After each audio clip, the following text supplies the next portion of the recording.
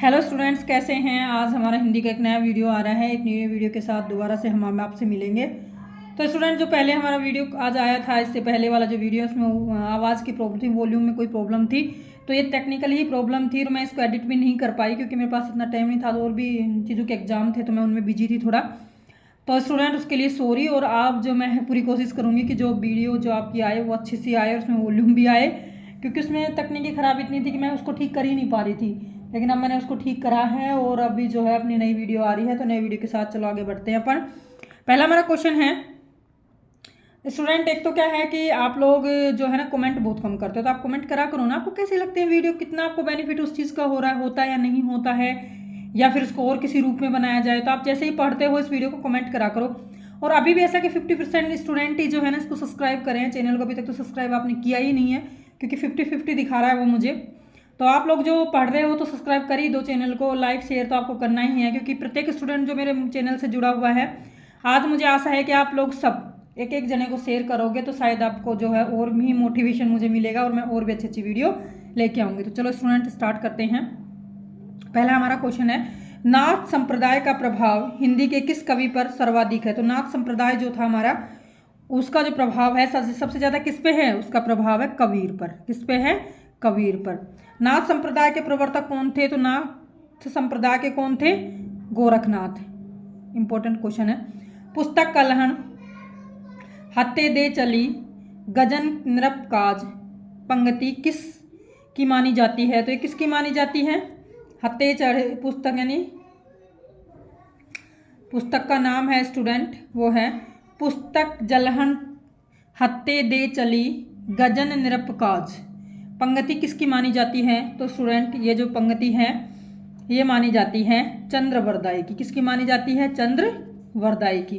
अगला है, अवधूत मत कहा जाता है। तो अवधूत मत जो कहा जाता है वो कहा जाता है नाथ संप्रदाय ने। नाथ संप्रदाय का दूसरा नाम जो है वह अवधूत। अवधूत जो है नाथ संप्रदाय को। अगला है, किस ग्रंथ को छंदों का अजायब घर कहा जाता है। ठीक है, यानी कि जैसे अजायब घर में बहुत सारे रहते हैं जानवर, वैसे ही जो है वो ग्रंथ छंदों का अजायब घर, जिसमें बहुत सारे छंद हैं। तो कौन सा है ऐसा ग्रंथ। तो ऐसा ग्रंथ जो है वो है स्टूडेंट पृथ्वीराज रासो। कौन सा है, पृथ्वीराज रासो जो है वो अजायब घर कहा जाता है। अगला है, आदिकाल के अंतिम चरण के सुप्रसिद्ध कवि हैं। तो आदिकाल के जो हैं सबसे सुप्रसिद्ध कवि अमीर खुसरो। किसको माना जाता है, अमीर खुसरो को। अगला है, धनपाल की रचना कौन सी है। तो धनपाल की जो रचना है वो है स्टूडेंट भविष्यत कहा। भविष्यत कहा जो है, सी ऑप्शन इसका भविष्यत कहा सही है। अगला है, सठ भाषा पुराणा च कुराणा च कथन किससे संबंधित है। तो ये है सठ भाषा पुराणा च कुराणा च कथन किससे संबंधित है। तो स्टूडेंट ये संबंधित है पृथ्वीराज रासो से। किससे संबंधित है, पृथ्वीराज रासो से संबंधित है ये। उसके बाद स्टूडेंट अगला जो हमारा क्वेश्चन है वो है, अपभ्रंश में राम के चरित्र पर आधारित ग्रंथ है। तो कौन सा है राम के चरित्र पर अपभ्रंश में। तो ये है पौम चरित्र। ठीक है, पौम चरित्र। अब आगे है, हिंदी साहित्य के इतिहास लेखकों में कालक्रम अनुसार कवियों का वर्गीकरण सर्वप्रथम किसने किया था। तो ये क्वेश्चन मैंने आज सुबह भी डाला था वीडियो में। कौन है, इसका ऑप्शन है जॉर्ज ग्रियर्सन। कौन है, George Grierson. Very important question भी स्टूडेंट, तो आपको पढ़ना भी है। आदिकाल को चारण काल की संज्ञा किसने दी है। तो आदिकाल को चारण काल की संज्ञा जो है वो दी है जॉर्ज ग्रियर्सन है। जो है कालक्रम अनुसार इतिहास की जो सर्वप्रथम व्याख्या भी किसने करी, जॉर्ज ग्रियर्सन ने। और चारण कला की चारण काल की संज्ञा भी किसने दी है, जॉर्ज ग्रियर्सन ने। हिंदी साहित्य लेखन की परंपरा का सूत्रपात किसने किया। तो हिंदी साहित्य लेखन की परंपरा का जो है ना, आपको ध्यान रखना है, हिंदी साहित्य लेखन की परंपरा का सूत्रपात किसने किया। तो इसका जो सूत्रपात है वो किया है गारसादा ताशी। पहले वीडियो में भी है मेरी, गारसादा ताशी। प्रचरणी सभा काशी द्वारा प्रकाशित हिंदी साहित्य के कुल कितने खंड हैं? तो ये आपको ध्यान रखना है। नागरी प्रचरणी सभा काशी द्वारा प्रकाशित जो हिंदी साहित्य है उसमें कुल कितने खंड हैं? तो उसमें कुल खंड जो है ना वो हैं 16। कितने खंड हैं? 16 खंड है। आचार्य रामचंद्र शुक्ल ने आधुनिक काल का नाम रखा, तो क्या रखा है आचार्य रामचंद्र शुक्ल ने आधुनिक काल का नाम? तो उन्होंने आधुनिक काल का नाम रखा है गद्य काल। क्या रखा है? गद्य काल। इसको हम क्या बोलते हैं? गद्य काल बोलते हैं। अगला है हिंदी का पहला ग्रंथ कौन सा है? तो हिंदी का जो पहला ग्रंथ है वो है श्रावकाचार। कौन सा है? श्रावकाचार। विशलदेव रासो का प्रधान रस कौन सा है? तो आपको पता है श्रृंगार रस। विशलदेव रासो जो है ना किस में करते हैं? तो विशलदेव रासो का जो मीन है वो है श्रृंगार रस। कौन सा रस है? श्रृंगार रस। फिर है हिंदी का प्रथम महाकाव्य किसे माना जाता है? तो हिंदी का प्रथम महाकाव्य जो माना जाता है वो माना जाता है पृथ्वीराज रासो को। किसको? पृथ्वीराज रासो को। शिव सिंह सेंगर ने किस कवि को हिंदी का प्रथम कवि माना है? तो पुष्य को। किसको माना है? पुष्य को। आदिकाल में खड़ी बोली को काव्य की भाषा बनाने वाला पहला कवि कौन है? तो कौन है? अमीर खुसरो। कौन है? अमीर खुसरो। आदिकाल के किस ग्रंथ में भक्ति काल के संत मत का विकास हुआ है? तो किस काल में हुआ है? नाथ में। संत काल कहाँ आया है? तो संत काल जो आया वो है नाथ संप्रदाय में। किस संत में? संत मत में है, तो ये है नाथ में।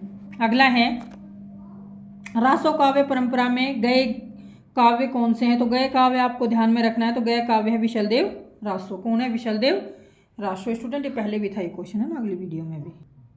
अगला क्वेश्चन है स्टूडेंट, अब अगला क्वेश्चन है स्टूडेंट हमारा हिंदी साहित्य इतिहास। हिंदी साहित्य के इतिहास की परंपराओं में सर्वोच्च स्थान किस लेखक को मिलता है? तो किसको मिलता है? रामचंद्र शुक्ल। यानी सब सर्वोच्च स्थान जो है किस लेखक को? रामचंद्र शुक्ल को। किस आलोचक ने आदिकाल की बीजवनपन काल नाम से अभिहित किया जाता है? बीजवनपन काल। तो किसको किया जाता है बीजवनपन काल से? तो बीजवनपन काल से जो है वो किया जाता है स्टूडेंट महावीर प्रसाद द्विवेदी। किसको? महावीर प्रसाद द्विवेदी को बीजवनपन काल के नाम से संबोधित किया जाता है। अगला स्टूडेंट, हिंदी साहित्य के इतिहास लेखन से पूर्व किस प्रसिद्ध ग्रंथ में हिंदी के विभिन्न कवियों के जीवन वृत्ति एवं कृतिकाओं का परिचय मिलता है? तो किस में मिलता है? वो है 84 वैष्णव की वार्ता। 84 वैष्णव की वार्ता। चरित्र काव्य किस छंद से अधिक लिखे गए हैं? तो चरित्र काव्य जो हैं किस छंद में अधिक लिखे गए हैं? तो वो लिखे गए हैं दोहा चौपाई में। किस में? दोहा चौपाई में। पृथ्वीराज रासो में सर्वाधिक विवादित पक्ष है? तो पृथ्वीराज रासो में सर्वाधिक विवादित पक्ष है ऐतिहासिकता। कौन सा है? ऐतिहासिकता। विशलदेव रासो के रचयिता कौन है? तो विशलदेव रासो के जो रचयिता हैं वो कौन है? वो हैं नरपति नल्ला। नरपति नल्ला जो है वो विशलदेव रासो के रचयिता हैं। स्टूडेंट काफ़ी बार पूछा गया विशलदेव रासो जो है ना नरपति नल्ला। अपभ्रंश का वाल्मीकि किसे कहा जाता है? तो अपभ्रंश का वाल्मीकि जो है वो कहा जाता है स्वयंभू को। किसको कहा जाता है? स्वयंभू को जो है अपभ्रंश का वाल्मीकि कहा जाता है। हिंदी साहित्य के प्रारंभिक काल को आदिकाल नाम किसने दिया? तो किसने दिया हिंदी साहित्य के? हजारी प्रसाद द्विवेदी।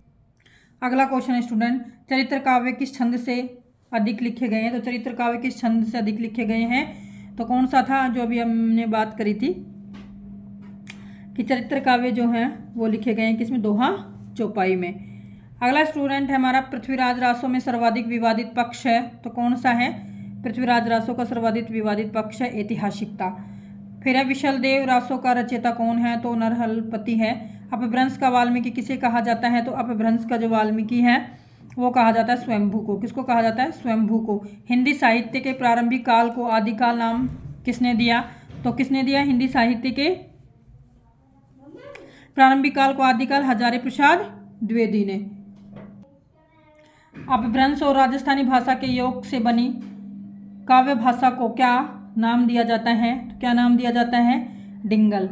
हिंदी के उस कवि का नाम बताइए जिसने मनोरंजन साहित्य की रचना आदिकाल में की है। तो वो कौन सा कवि है? वो है अमीर खुसरो। अमीर खुसरो ने जो है इसकी रचना। 10वीं से 14वीं शताब्दी का काल, जिसे हिंदी का आदिकाल कहते हैं, भाषा की दृष्टि से अपभ्रंश का ही बढ़ावा है। यह कथन किसका है? तो ये कथन किसका स्टूडेंट? ये है आचार्य प्रसाद द्विवेदी का ही है। अगला हमारा क्वेश्चन है, वर्ण रत्नाकर किस प्रकार की कृति है? तो वर्ण रत्नाकर जो कृति है वो गद्य है। आचार्य शुक्ला ने भक्ति काल का समय सीमा बताते हैं। इंपॉर्टेंट क्वेश्चन है स्टूडेंट कि कब बताया था आचार्य शुक्ला ने भक्ति काल का समय? तो आचार्य शुक्ला ने भक्ति काल का जो समय बताया था वो बताया था 1375 से 1700 तक। ठीक है, 1375 से 1700 तक ध्यान रखना है। पूछे जा रहे हैं ऐसे क्वेश्चन आपके एग्जामों में, तो इनको थोड़ा ध्यान रखना, फैक्चुअल जो क्वेश्चन। रामानंद किस भक्ति धारा के प्रमुख कवि थे? तो किस धारा के थे रामानंद? तो रामानंद थे निर्गुण भक्ति धारा के। आचार्य शुक्ला ने भक्ति आंदोलन के उदय का प्रमुख कारण कौन सा माना है? तो आचार्य शुक्ला ने कौन सा माना? हिंदुओं की पराजित मनोवृत्ति। कौन सा माना है? हिंदुओं की पराजित मनोवृत्ति को जो है उन्होंने आंदोलन का उदय का प्रमुख कारण माना है। आलवारा भक्तों का मूल स्थान कहाँ था? तो आलवारा भक्त जो थे उनका दक्षिणी भारत था। नाभादास रचित किस ग्रंथ में कबीर के संबंध में उल्लेख मिलता है? तो वो मिलता है हमें किसमें? भक्तमाल में। किसमें मिलता है? भक्तमाल में जो है इसका उल्लेख हमें मिलता है। आलावार भक्तों की संख्या कितनी मानी गई है? तो आलावार भक्तों की जो संख्या है वो मानी गई 12। मसी कागज छुयो नहीं कलम गहो नहीं हाथ, ये पंक्ति में किस कवि के लक्ष्य करके कही गई है? तो ये जो पंक्ति है ये कही गई है कबीरदास। ठीक है, किसकी पंक्ति है? कबीरदास की लक्ष्य करके कहा गया है। भक्ति का कौन सा रूप पहले दक्षिण के आलवार संतों की वाणी के माध्यम से प्रस्फुटित हुई है? तो वो कौन सा था? वो था राम भक्ति। राम भक्ति सबसे पहले हुई है। ठीक, भक्ति काल के अंतर्गत प्रेमवीर का प्रचारक कवि किसे माना जाता है? तो भक्ति काल के अंतर्गत प्रेमवीर का प्रचारक कवि जायसी को माना जाता है। किसको माना जाता है? जायसी को। भक्ति भावना का मूल स्रोत भारत के किस भाग में माना जाता है? तो भक्ति भाव का मूल स्रोत स्थान जो है वो माना जाता है, कहाँ माना जाता है? वो माना जाता है दक्षिणी भारत में। अब कैसे छुपे राम नाग रट लागी, प्रभुजी तुम चंदन हम पानी, जाके अंग अंग वास समाई, उक्ति किस संत की है? तो यह है रैदास की। किसकी है? रैदास की। फिर है आलवार भक्तों के पद किस भाषा में लिखे हुए हैं? तो आलवार भक्तों के जो पद हैं वो हैं तमिली में। अगला है दिव्य प्रबंधम किसके पदों का संकलन है? तो आलवार दिव्य प्रबंधम किसका है? आलवारा भक्तों का। कबीर किसके शिष्य थे? तो कबीर जो थे वो शिष्य रामानंद के थे। पद्मावत जायसी की है। पद्मावत किसकी है? पद्मावत जो है वो है जायसी का। आचार्य रामचंद्र शुक्ला ने प्रेम व्याख्यान काव्य परंपरा का प्रथम कवि किसे माना है? तो वो माना है कुतुबन को।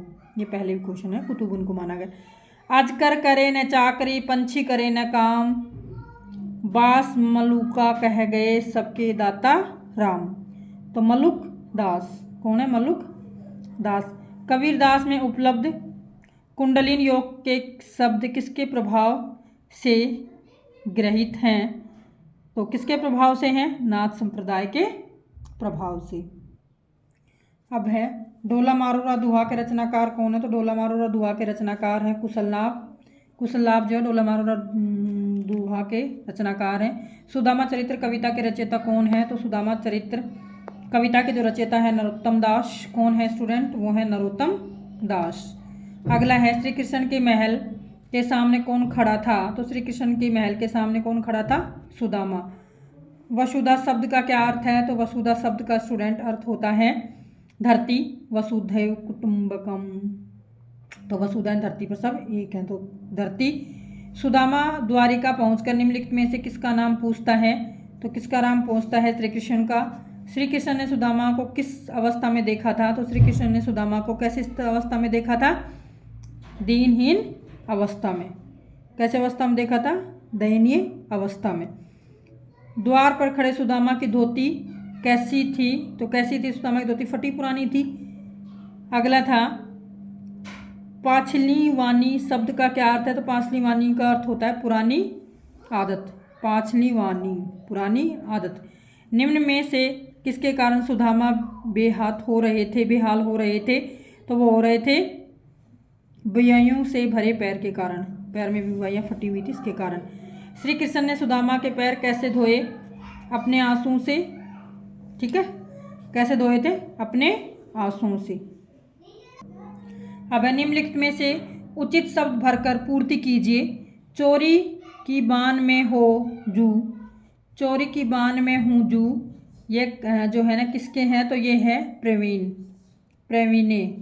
अगला है विद्यापति का जन्म कहाँ हुआ था? कब हुआ था? तो 1352। विद्यापति का जन्म कब हुआ था? 1352। विद्यापति कहाँ के निवासी थे? तो विद्यापति जो थे वो थे मिथिला के निवासी थे। विद्यापति किस मिथिला नरेश के सलाहकार राजकवि का वे मित्र थे? वह है, तो वह था शिव सिंह। कौन था? शिव सिंह। विद्यापति ने किस भाषा को देसी वाणी कहा है? तो अपभ्रंश को कहा है। किसको कहा है? अपभ्रंश को। विद्यापति की कीर्तिलता पर जिस काव्य परंपरा का प्रभाव है वह है, तो वह है दरबारी संस्कृति व अपभ्रंश काव्य। विद्यापति की रचनाएं कीर्तिलता और कीर्ति पताका किस भाषा में रचित हैं? तो वह है अपभ्रंश में। आपको पता है विद्यापति अपभ्रंश के हैं। निम्न में से भक्ति काल का संधि कवि कहा जाता है? तो भक्ति काल का संधि कवि जो कहा जाता है विद्यापति को कहा जाता है। कौन लोग प्रेम का वास्तविक वर्णन नहीं कर सकते हैं? तो वो लोग जो हैं वो हैं वाणी विदक लोग। ए ऑप्शन आएगा इसमें, वाणी विदक लोग। विद्यापति कह प्राणा जुड़ावत लाखे न मिलल एक, पद में भाषा है मैथिली भाषा। सुदामा की पत्नी ने उपहार स्वरूप पोटली में श्री कृष्ण के लिए क्या दिया था? तो सुदामा की पत्नी ने पोटली में क्या दिया था? तंदूल। क्या दिए थे? तंदूल। सुदामा ने चावल की पोटली कहाँ छुपा रखी थी? तो सुदामा ने अपनी चावल की पोटली जो है वो कहाँ छुपा रखी थी? आपने सुनी होगी स्टोरी है, तो अपनी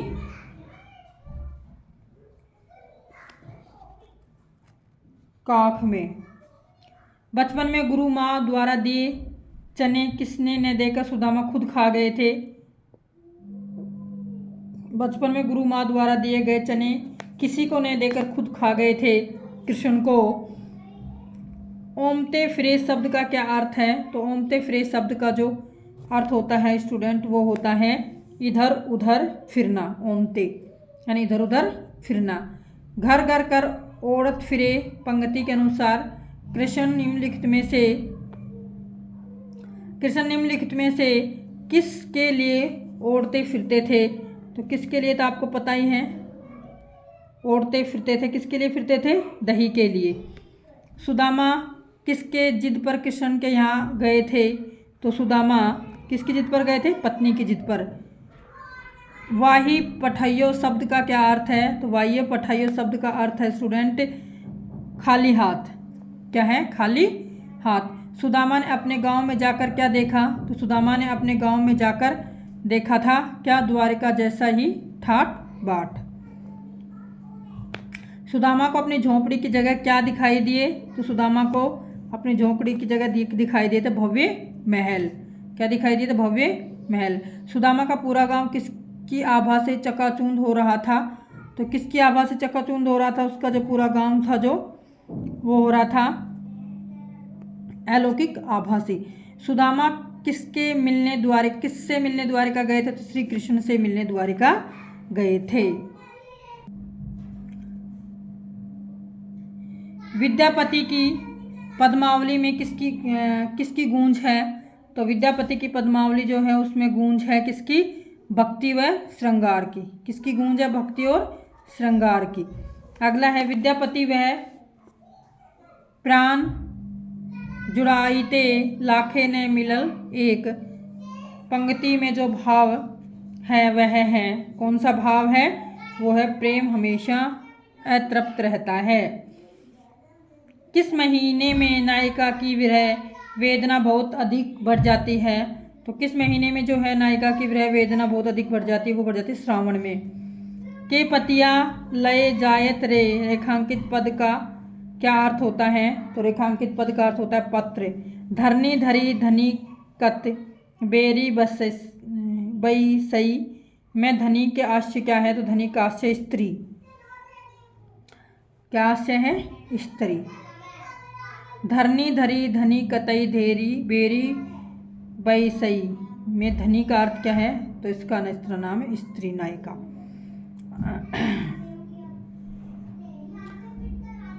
तुम गुण सुंदर अति बेल दुर्वी गुनी गुनी में प्रेम तुम्हारे में रेखांकित शब्द के क्रमशः अर्थ हैं। तो क्या है? तुम गुनी, तो गुनी और गुनी दो हैं, तो इनमें से जो है ना गुनी गुनी का अर्थ क्या है? तो सुंदरता का गुण और गुणों का स्मरण। ठीक है, सुंदरता का गुण और गुणों का स्मरण बी ऑप्शन। के पतिया लय मारत रे मोरा प्रियतम पास पद में विरहणी के प्रियतम हैं, तो कौन है? श्री कृष्ण। नायिका जिसकी आवाज़ सुनकर अपने दोनों हाथ कानों पर रख लेती है, तो ये किसकी आवाज़? कोयल और भोरों की आवाज़ सुनकर, कोयल और भोरे। कत मधु जामिनी रथमस गमा एली ने बुझल कैसन केली पंक्ति में विरहणी की जो अभिव्यक्ति है वो क्या है? तो वह है काम क्रीड़ा की इच्छा जो प्रथम दिन थी वह आज भी है। काम क्रीड़ा की इच्छा जो प्रथम दिन थी वो आज। गोकुल तजी मधुपुर बसरे में मधुपुर से आश्य है वो है मथुरा। मधुपुर का मतलब क्या होता है? मथुरा।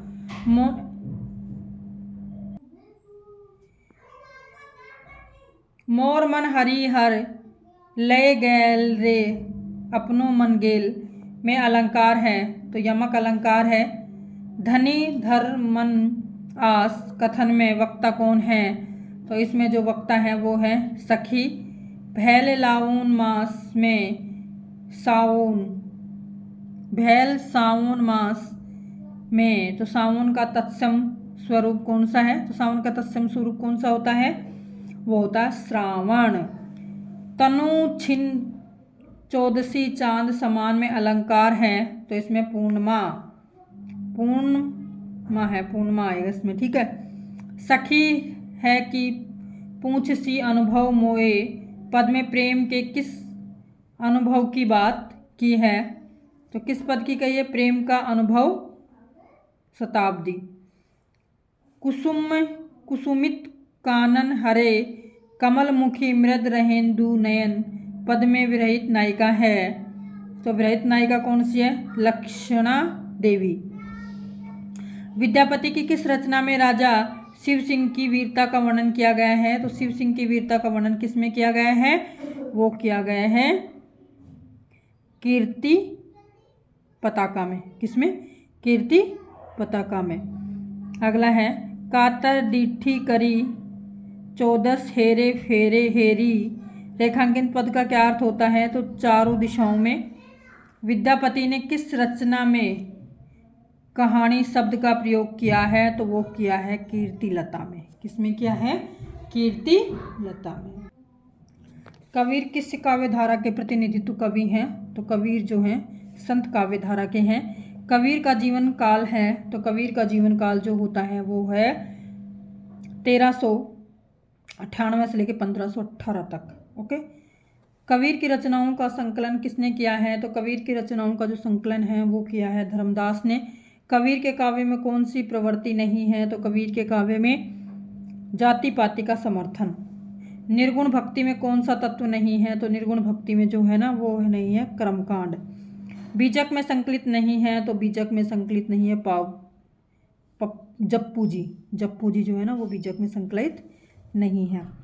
कबीर आदि निर्गुण संत कवियों ने जो ज्ञान मार्ग की बात की है वे हिंदू शास्त्री की है, जिनका संचलन उन्होंने रामानंद के उपदेशों से किया है, कथन है। तो क्या है इसका? तो इसका आएगा रामचंद्र शुक्ल। कबीर में सदगुरु की तुलना किससे की है? तो लुहार से। किससे की है? लुहार से। कबीर के अनुसार इस संसार में अपना निकटतम संबंधी कौन है? तो निकटतम संबंधी कौन है? सदगुरु।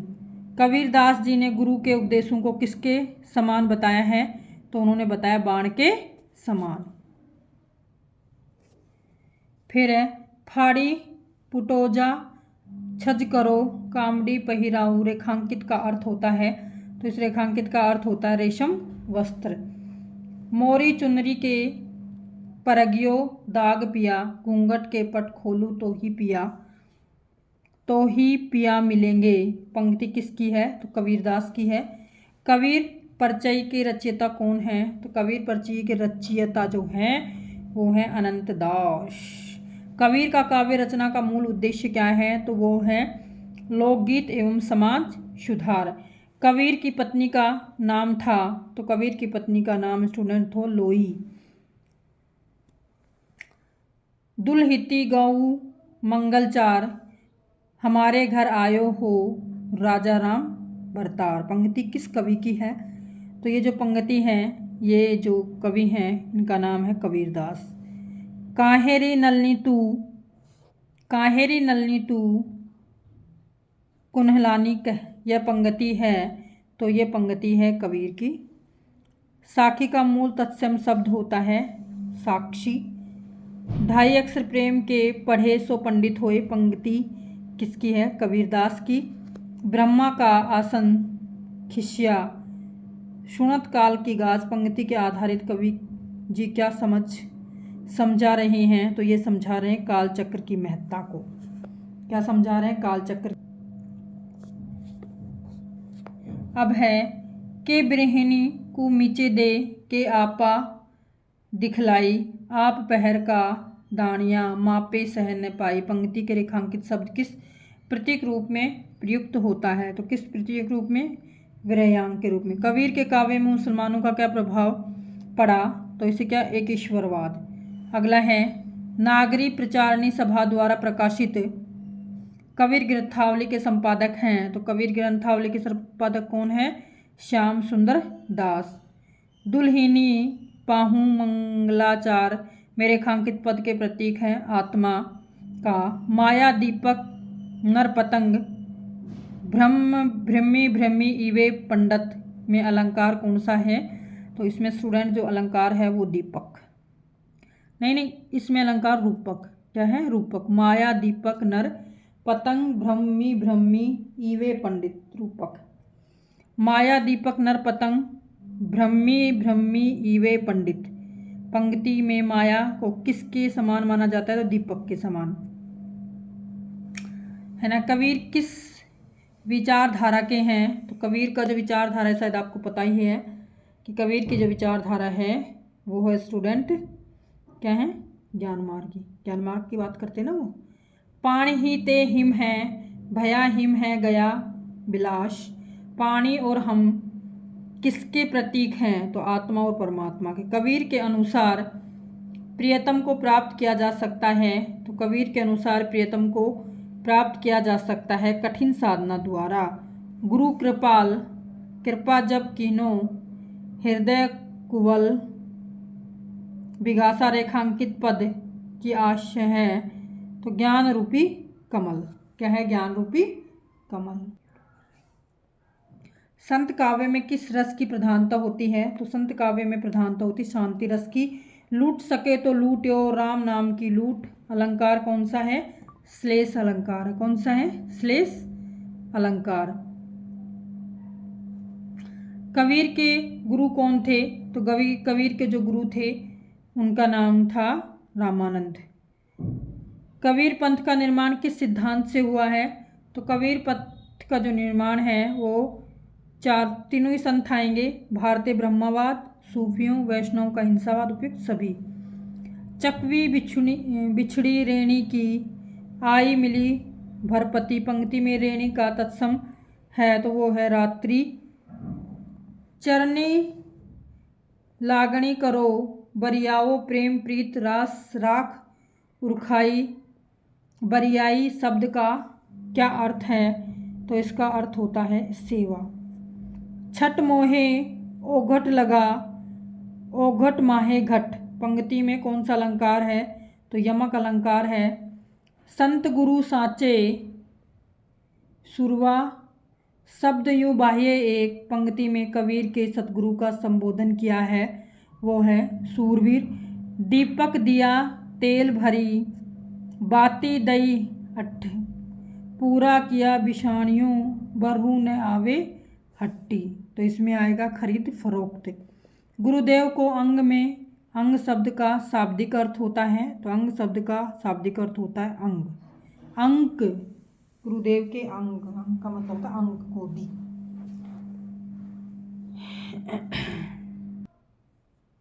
मीरा को कुलनाशी कौन कहता है? तो मीरा को कुलनाशी कहता है न्यात। मीरा ने किसके पास बैठकर लोक लाज खोई? संतू के साथ। मीरा किसे देखकर रोती? तो मीरा जो है संसार के लोगों को। मीरा अपने पैरों में क्या बांधकर नाचती थी? घुंघरू। मीरा के पास विष का प्याला किसने भेजा? राणा ने। मीरा स्वयं को किसकी दासी मानती थी? श्री कृष्ण की। लोग मीरा को क्या कहते थे? तो लोग मीरा को कहते थे बावरी। मीरा की भाषा थी तो राजस्थानी मिश्रण ब्रज, राजस्थानी मिश्रित ब्रज भाषा थी उसकी। अगला है मीरा कृत इन लोगों, इन दोनों पदों में उनका कौन सी भावना व्यक्त होती है? तो मीरा कृत विद्रोह की भावना, समाज के प्रति घृणा की भावना, श्री कृष्ण के प्रति भक्ति भावना। तो ये है श्री कृष्ण के प्रति भक्ति भावना। मीरा ने अपने आराध्य देव की क्या पहचान बताई? तो उसने अपने आराध्य देव की जिसके सर पर मोर मुकुट साजे। रसखान, रसखान का मूल नाम था, तो रसखान का मूल नाम था सैयद इब्राहिम। सबैये के रचनाकार कौन है? तो सबैये के रचनाकार रसखान। मीरा के काव्य में किस तत्व की प्रधानता है? तो वो है अनुभूति, प्रेम और भक्ति, तीनों की है। प्रेम बैली बोय में कौन सा अलंकार है? तो रूपक अलंकार है। सहज मिले अविनाशी कहकर मीरा ने अपनी किस भक्ति भाव का परिचय दिया है? तो वो दिया निर्गुण भक्ति का। निम्न में से कौन सी रचना मीराबाई की नहीं है? तो मीराबाई की जो रचना है कौन सी नहीं है? तो इनमें से जो है गीत गोविंद, गीत गोविंद दोनों कड़े काक के लागू पाँव, गीत गोविंद इसकी मीरा की रचना नहीं है। मीरा ने प्रेम बोली को किससे सींचा? तो मीरा ने प्रेम बोली को जो है वो आंसू से सींचा। विष पीने पर मीरा ने क्या किया? हंसती रही, हंसती रही। लोक लाज खोयो में किस अलंकार का प्रयोग किया गया है? तो लोक लाज खोयो में जो है वो अनुप्रास अलंकार है। मीरा ने आंसू से सींचकर किसको बेल, तो किसकी बेल बोई? मीरा ने आंसू से सींचकर, तो मीरा ने आंसू से सींचकर किसकी बेल बोई? प्रेम की। किसकी? प्रेम की। फिर है छाड़ी दई कुल की या कानी कह करिए कोई, इस पंक्ति में कौन सी भावना प्रकट होती है? तो इस पंक्ति में भावना होती है समाज के प्रति चुनौती। रसखान के गुरु का नाम है? तो रसखान के विट्ठलदास। रसखान ने किस भाषा का प्रयोग किया था? तो रसखान ने किया था ब्रज का। रसखान का जन्म स्थान था दिल्ली। रसखान से संबंधित कथन इन मुसलमान हरिजनों पे कोटिक हिंदू वारी किसका है? भारतेंदु का। मानुष रूप में रसखान कहाँ निवास करते हैं? ब्रज में। भगवान कृष्ण ने पर्वत को अपनी अंगुली पर क्यों धारण किया? तो इंद्र का गर्व चूर करने के लिए। खग रूप में रसखान यमुना किनारे किस पेड़ पर बसना चाहते थे? तो कदम के पेड़ पर। रसखान लकुटी कामरिया पर क्या नौछावर करने को तैयार थे? तीनों लोगों का राज। रसखान किस पर्वत का पत्थर बनना चाहते थे? गोवर्धन का। रसखान ब्रज की किस वस्तु पर करोड़ों स्वर्ण महलों को नौछावर करना चाहते थे? कांटेदार झाड़ियाँ। गोपी श्री कृष्ण की मुरली को अपने अधरू पर क्यों नहीं रखना चाहती थी? क्योंकि ईर्ष्या भाव के कारण। गोपिका श्री कृष्ण की कौन सी वस्तु धारण नहीं करना चाहती? तो कौन सी नहीं करना चाहती? मुरली। गोपिका कौन सी माला गले में धारण करने के लिए तत्पर थी? तो गुंजन की। कवि सोने के करोड़ों महलों को किस पर वार देना चाहते थे? ब्रज के खड़े वृक्षों के समूह पर। किस पर? ब्रज के खड़े समूह वृक्ष के वृक्षों पर। कविवर अपनी आंखों में क्या देखने की कामना करते थे? तो कविवर अपनी आंखों में जो है क्या देखने की कामना करते थे? तो वो कहते ब्रज के आग और तालाब को। जिस कंध पर श्री कृष्ण बांसुरी बजाते थे, जिस कंध पर श्री कृष्ण बांसुरी बजाते थे वह किस नदी के तट पर था? तो किस नदी के तट पर था वो? यमुना के तट पर। रसखान पशु की योनि में होने पर भी कहाँ चरना चाहते थे? नंद की गायों के बीच।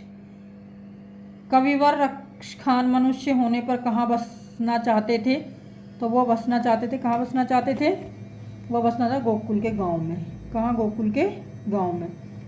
रसखान के काव्य का मूल भाव क्या था? तो रसखान के जो काव्य हैं उनका मूल भाव था भक्ति भाव। रसखान की प्रमुख रचना कौन सी है? तो रसखान की जो प्रमुख रचना थी प्रेम वाटिका। ब्रज में रहते हुए रसखान किस ग्रंथ का पाठ सुना था? तो वो था रामचरित्र मानस का। रसखान क्यों देखकर दिल्ली से ब्रज चले गए थे? क्या देखकर दिल्ली से ब्रज चले गए थे? राजा का अन्याय। तो स्टूडेंट ये कुछ क्वेश्चन हैं, 150-200 क्वेश्चन मैंने बनाए हैं अभी आपके लिए, वो भी मैं अपलोड करती हूँ और आपको पढ़ना है, उनको बार बार रिपीट करना है। ये ज़रूरी नहीं कि 100% पेपर उसी में से आए, लेकिन इस तरह का पेपर आएगा, आपको इस तरह से अटेंड करना होगा। और जब चीज़ें हम बार बार पढ़ लेते हैं तो हमें कॉन्फिडेंस आ जाता है और उस चीज़ों को हम आसानी से सोल्व कर सकते हैं। जब हम 19-20 उस चीज़ के बारे में जानते हैं तो हम आंसर दे सकते हैं। तो मॉडल पेपर का मतलब ये होता है कि हम बार बार उन चीज़ों को सीखने की कोशिश करते हैं, क्योंकि आप पहली बार ये चीज़ें इस तरह के क्वेश्चन सोल्व कर रहे हो। तो मॉडल पेपर जो है आपको ये सिखाता है कि आप कैसे क्वेश्चन सोल्व करोगे, किसका आंसर कैसे होगा। ठीक है, आप ये ना माने कि 100% पेपर जो है पूरा उसमें होगा, 100% नहीं होगा। क्वेश्चन पेपर होता है उसमें से, पर उसमें से हमें एक अनुभव मिलता है कि पेपर कैसे सोल्व किया जाए, कैसे उनके आंसर देने, क्या आंसर हो सकते हैं। तो ये चीज़ें भी आप ध्यान में रखें, अपने दिमाग में रखें। आप यही ना रखें कि 100% पेपर है तो ही सही है, नहीं। पेपर में चाहे कितना भी हो, लेकिन वो आप उसको सोल्व करो तो आपका कॉन्फिडेंस लेवल बढ़ रहा है, आप जो क्वेश्चन आपको थोड़ा बहुत भी आ रहा है आप उसको कर सकते हो। नहीं, फर्स्ट में हम कोई भी चीज़ को जाके जब करते हैं तो हमें जो है वो डर महसूस होता है। तो आपका जो पेपर है, जो रेगुलर स्टूडेंट हैं उनका पेपर है स्टूडेंट 26 तारीख को, जाइए और आप पेपर दिए। बेस्ट ऑफ लक और क्वेश्चन पेपर को पढ़िए। धन्यवाद। और स्टूडेंट एक अगली सीरीज और आ रही है, मैं आपको बता दूं, एक क्वेश्चन पेपर और आ रहा है इसके बाद, यानी कल सुबह एक पेपर और आएगा, तो उसको आपको जरूर पढ़ना है। वेरी इंपॉर्टेंट क्वेश्चन आते हैं, आपको पता ही है लास्ट में, तो वो आएंगे। और ज़्यादा से ज़्यादा वीडियो को प्यार देना, लाइक करना, शेयर करना, सब्सक्राइब करना। मैंने बोल भी दिया है कि प्रत्येक स्टूडेंट जो मेरी वीडियो को देखेगा वो अपने जो भी ग्रुप है उस ग्रुप में ज़रूर शेयर करेगा, ताकि मैं समझ सकूँ कि हाँ मेरे स्टूडेंट मेरी वीडियो देखते हैं तो मुझे बहुत प्यार करते हैं और वो चाहते हैं कि मैं आगे बढ़ूँ। तो धन्यवाद स्टूडेंट।